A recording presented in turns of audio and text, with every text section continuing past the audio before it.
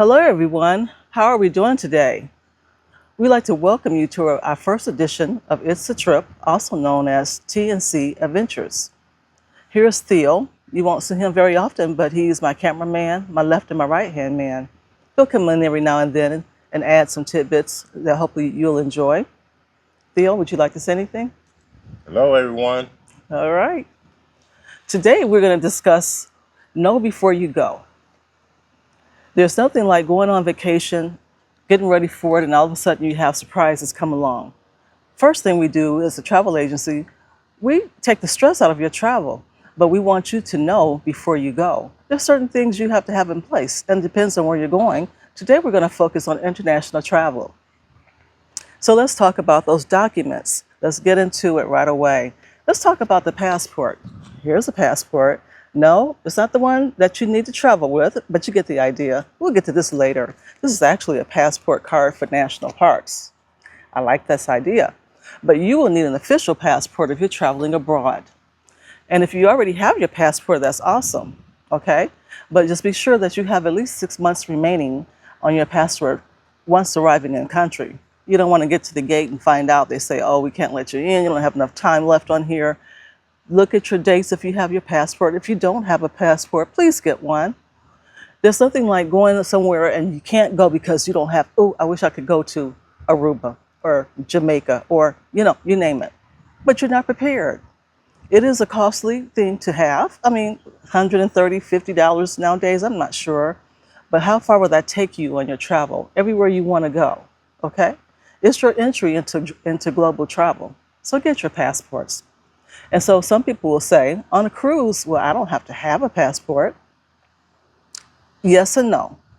If it's a closed loop cruise, and what do I mean by that? One that opens in the United States and ends in the United States. But if you're going to say Portugal and you're coming back into the United States to Florida, you're in another country, coming back to a different country. And besides that, what if you have an emergency while you're on your cruise? Heaven forbid, what if you miss the ship? What if anything should happen? You will need a passport to get flown back to the US, okay? So just please get your passports. Medications. That's one thing that we don't often think about as travelers, but we have our medications. We take it for granted. But check and find out if what you have is legal where you're going to. It may be legal where you are, hopefully, especially you have prescriptions and over-the-counters, but where you're going, they may not accept your medications. They may say, oh, what is this? No, this is 1-2 ounces too many. I don't want to be the one that says step aside. And so we got to have somebody come check you out. Step aside where? No, check out and know before you go. Here's a big one. Consent to travel with minors. Did you know that if you're traveling alone with a minor, yeah, I don't care if it's your grandchild that you raised since they were a baby, your niece, your nephew, you want to take on this beautiful trip, that's awesome. But what you'll need to have is consent from the parents. And by that, it would have to be a written, notarized document.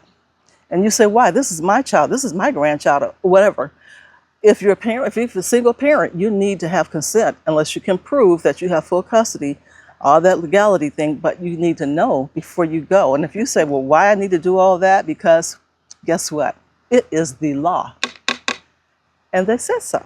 So, know before you go. All right? How about an international driver's permit? Who wants to drive around in these foreign countries and with the top down and all these kind of things? I did. I like to do it. Guess what? Your U.S. driver's license most likely won't serve you any good in another country, so you will need an international passport. It's easy to obtain. You can get them online, maybe go to AAA. They're easy to obtain. The hardest part is when you're in Paris driving around the Triumph or the Eiffel Tower and you have all those lanes and all those circles, that's what you're going to find out whether you're ready. So know before you go and look into it and see if this is really what you want to do. If it is, I say go for it and have a good time. Let's talk about travel insurance. Okay.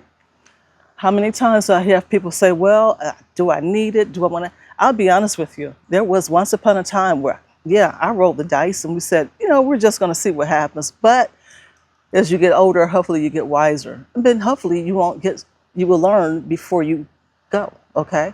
So travel insurance, let's get into it. Let's say you're out here having a wonderful time of your life. All of a sudden, you get a little sick on a cruise, or you get at the resort, you get a bug or something were to happen. You break your ankle, sprain your ankle. Now, guess what? Your travel insurance in another country will help you take care of those medical bills. Have you not travel insurance, you're on your own with that bill, okay? They'll take care of you. They'll see that you get your needs met, maybe some $65,000 later. But if you had travel insurance, you recovered. And it depends on the company that you go through, but you need to know before you go. Okay? Also, there's a medical evacuation. Yeah, you could be over in Puerto Rico living a time of your life or wherever it might be, and something comes up and you need to be medically evacuated. Yikes. Okay, imagine what that's going to cost. You know what it is in the United States to get an ambulance.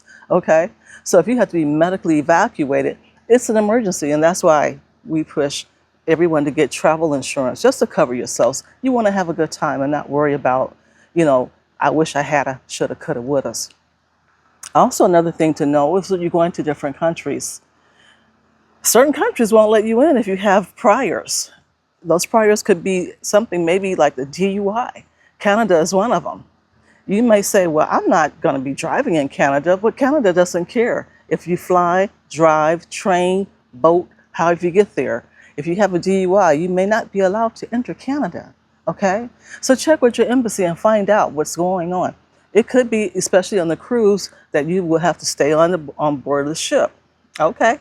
Okay, that's better than getting off the ship and coming back to find out the embassy, they said, oh my gosh, you have XYZ in your past 15 years. Yeah, they go back a bit. And yes, they do check the passenger rosters. Okay, they want to know who comes into their country, who's coming and going. So you want to know before you go. If you know you got something hanging around in the background, be sure you check it out. No point in trying to hide it because it will come to light. All right? So the best thing we can say to our travelers is we want you to know. We want you to know what we know. When we book your cruises, your trips, your resorts, we want you to know what we know. We also need to know what you know. So we have open transparency so that you will have a wonderful trip going to your destinations and living the time of your life. That's sincerely what we're all about. Okay? So welcome to our channel. If you like what you've heard, if you want to hear more about us, or you just want to check in on us every now and then, we appreciate you being here. But please like, please share, please comment, ask any questions, and we'll try to get back to you as soon as possible. But most definitely, press that button, subscribe, okay? We need that subscription. We're here for you. It's sATrip Travel Agency. In the meanwhile, yeah, man, have yourselves a great time because it is a trip. Ciao.